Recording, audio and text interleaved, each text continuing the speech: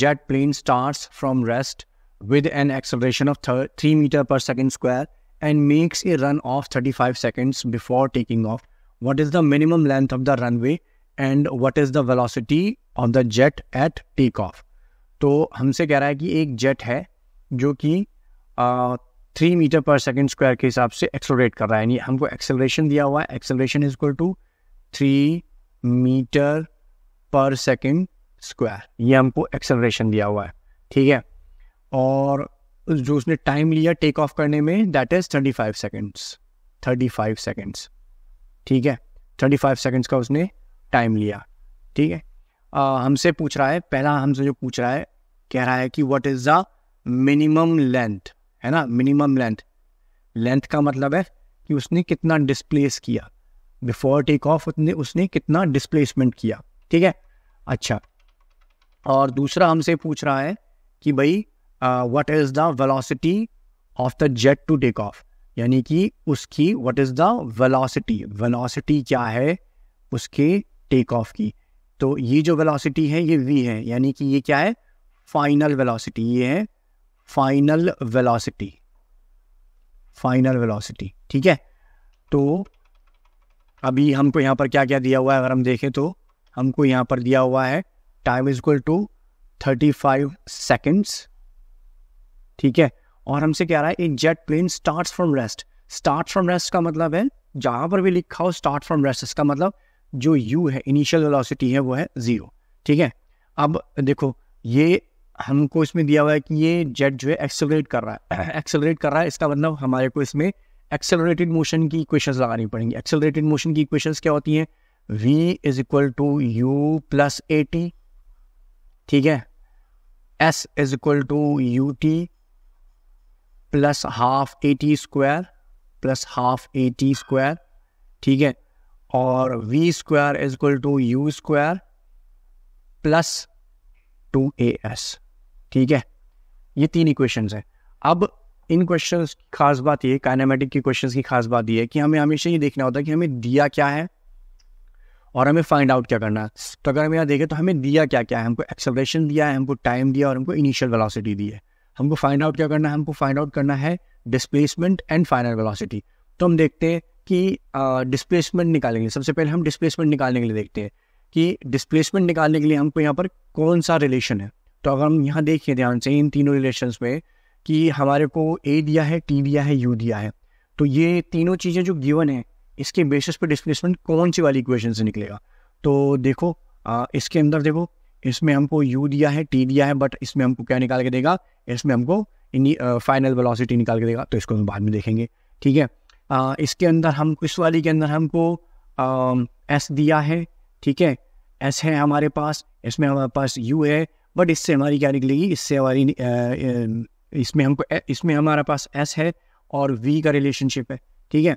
तो यहाँ पर हमारी क्या निकलेगी, यहाँ हमारे पास फाइनल वेलोसिटी, हमको अगर हम इस रिलेशन को इस्तेमाल करना चाहते हैं तो हमारे पास फाइनल वेलोसिटी होनी चाहिए, अदरवाइज हम इस इक्वेशन से हम डिस्प्लेसमेंट नहीं निकाल सकते। तो या तो हम फाइनल वेलोसिटी जो हमसे पूछी गई है, ये जो हमसे पूछी गई है फाइनल वेलोसिटी, ये पहले निकाल लें, तब हम इस इक्वेशन का इस्तेमाल कर पाएंगे। अगर हम इसे पहले नहीं निकालते, हम पहले डिस्प्लेसमेंट ही निकालना चाहते हैं, तो उस केस में हम इस इक्वेशन को यूज़ नहीं कर पाएंगे, हमको ये वाली इक्वेशन यूज़ करनी पड़ेगी। क्यों? क्योंकि इसके अंदर हमारे को देखो t है, u है, t और u हमको दिए हुए हैं, है ना, ये हमको t दिया हुआ है और ये हमको u दिया हुआ है, तो इनके बेसिस पर हम यहाँ पर डिस्प्लेसमेंट फाइंड आउट कर सकते हैं, ठीक है।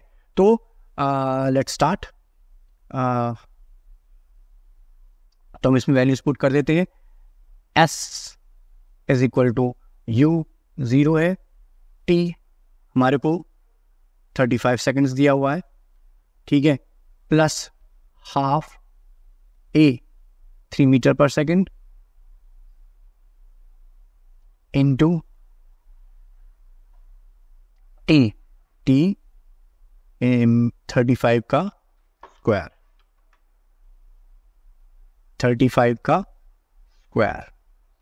ठीक है। इसे कैलकुलेट कर देते हैं। s is equal to 0 plus half into 3 into 35 का स्क्वायर करेंगे, सो दैट वुड बी 1225। और इसको फर्दर अगर हम कैलकुलेट करेंगे, so s is equal to 3 into 1225 upon में 2, which becomes s is equal to 3 into 1225 becomes 3675 upon में 2, and इसको जब हम इसको डिवाइड करेंगे then it becomes 1837.5 1837.5। ठीक है, s is equal to 1837.5। ठीक है, अब चूंकि ये हमें मीटर में सब कुछ दिया हुआ है तो यहाँ इसके आगे जो यूनिट लगेगा दैट वुड बी मीटर। ठीक है, तो अब हमारा यहाँ पर डिस्प्लेसमेंट फाइंड आउट हो गया। अब हमें हमसे उसने पूछी है velocity, that is final velocity. तो अब हम देखते हैं, हम अब इन देखो हमारे पास एक ये इक्वेशन मौजूद है v is equal to u plus a t, और एक ये इक्वेशन में है हमारे पास v square is equal to u square plus 2as। अब अगर हम देखें तो हमारे पास t भी है, हमारे पास a भी है, हमारे पास u भी है और v भी है। इस इक्वेशन के हिसाब से v भी है, u भी है, a भी है और s भी है। तो अब हम इस केस में हम इन दोनों में से कोई भी इक्वेशन को यूज कर सकते हैं। ठीक है, तो हम इसमें पहली वाली इक्वेशन को यूज करते हैं, v is equal to u plus a t. ठीक है, सो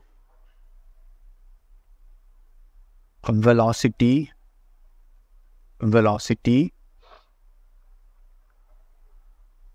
at takeoff पर velocity कितनी है। ठीक है, velocity at takeoff, तो हम यूज करेंगे v is equal to u plus a t. ठीक है, सो हमारे को v निकालनी है, u हमारे 0 है और a हमारे पास कितना है, a है हमारे पास 3 metre per second square, and t कितना है हमारे पास, t है हमारे पास 35 सेकंड्स।